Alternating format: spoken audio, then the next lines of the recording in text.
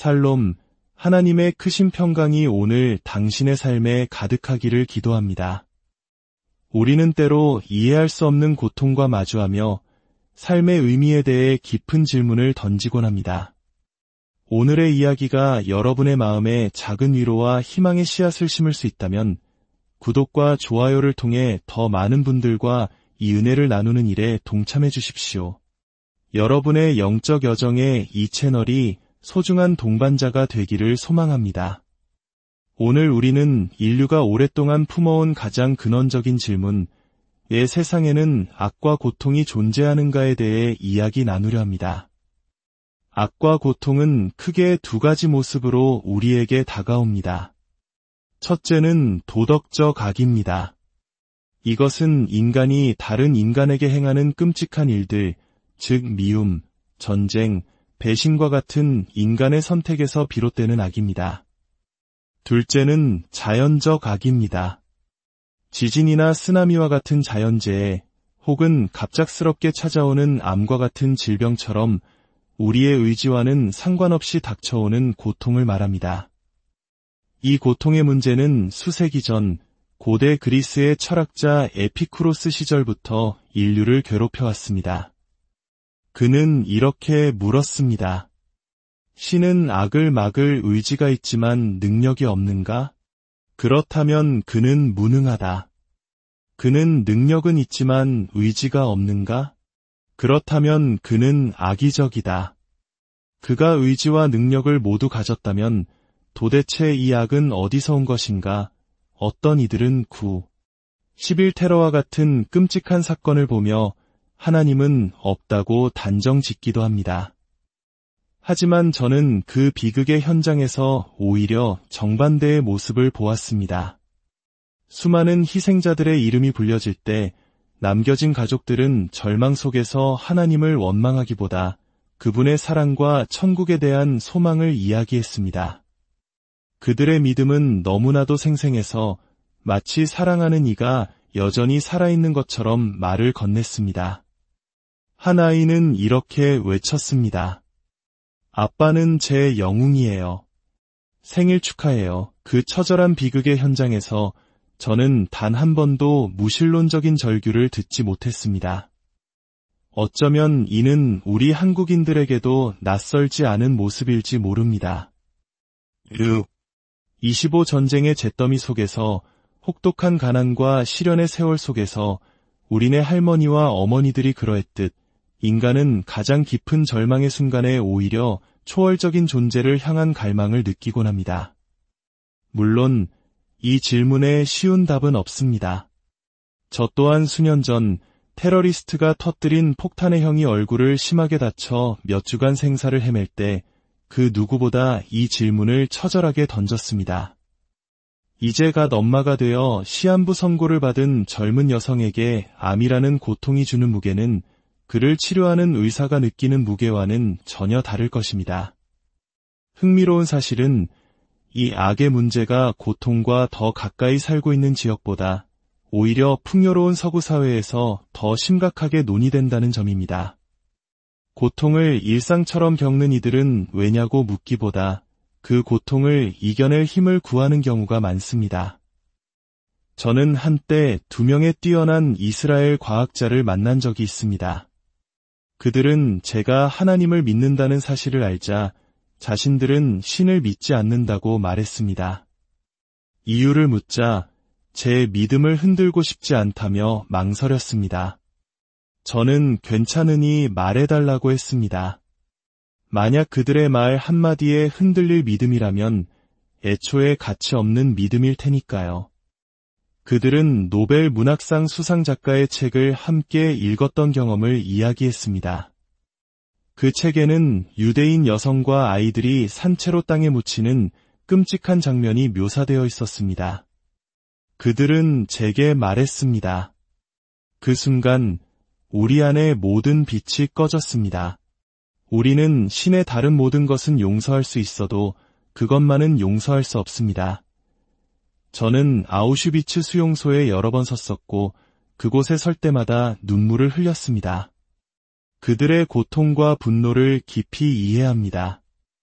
하지만 저는 무신론적 관점에도 한 가지 질문을 던지고 싶습니다. 만약 하나님이 없다면 우리가 그토록 분노하는 선과 악이라는 개념은 도대체 어디서 온 것일까요? 세상의 악에 분노한다는 것은 우리 마음속에 선이라는 객관적인 기준이 있다는 것을 전제로 합니다. 만약 하나님이라는 초월적 존재가 없다면 그 절대적인 선의 기준은 어떻게 존재할 수 있을까요? 선과 악이 없다면 윤리라는 개념 자체가 사라지고 우리의 도덕적 분노는 그저 부조리한 감정의 폭발일 뿐입니다. 철학자 니체는 이 점을 명확히 보았습니다. 그는 신의 죽음이 연민, 친절, 용서와 같은 기독교적 도덕의 종말을 의미할 것이라고 예언했습니다. 무신론자인 리처드 도킨스 또한 이렇게 말했습니다. 우리가 관찰하는 우주는 그 근본에 어떠한 설계도, 목적도, 선도, 악도 없을 때 우리가 기대해야 할 바로 그 속성을 가지고 있다. 그저 맹목적이고 무자비한 무관심만이 있을 뿐이다. 그의 논리대로라면 11 테러범들은 그저 자신의 DNA가 연주하는 음악에 맞춰 춤을 춘 것뿐이며 우리는 그들을 비난할 수 없습니다.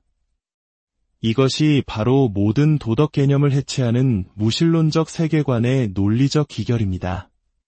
하지만 아이러니컬하게도 도킨스 자신은 11의 악에 분노하여 모든 종교를 없애야겠다고 결심했다고 말합니다. 선과 악이 없다고 말하면서 동시에 어떤 악에 대해서는 격렬하게 분노하는 것, 이것이야말로 모순이 아닐까요? 이 모순은 우리가 하나님을 믿든 믿지 않든 우리 모두가 도덕적 존재로 만들어졌다는 사실을 보여줍니다. 기독교적 관점에서 이것은 너무나 당연한 이야기입니다. 성경은 인간이 하나님의 형상대로 창조된 유일한 존재라고 말하기 때문입니다. 그렇다면 이런 질문이 생깁니다. 전능하신 하나님은 애초에 우리를 악을 행할 수 없는 존재로 만들지 않으셨을까요? 물론 그렇게 하실 수 있었습니다.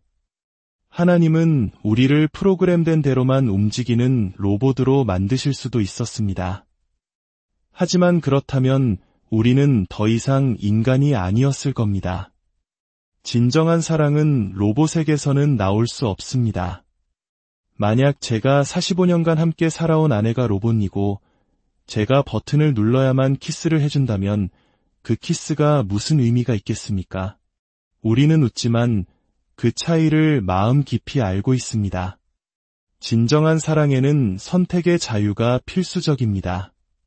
그리고 그 자유에는 사랑을 거부하고 미움을 선택할 자유, 즉 악을 행할 가능성 또한 포함되어 있습니다.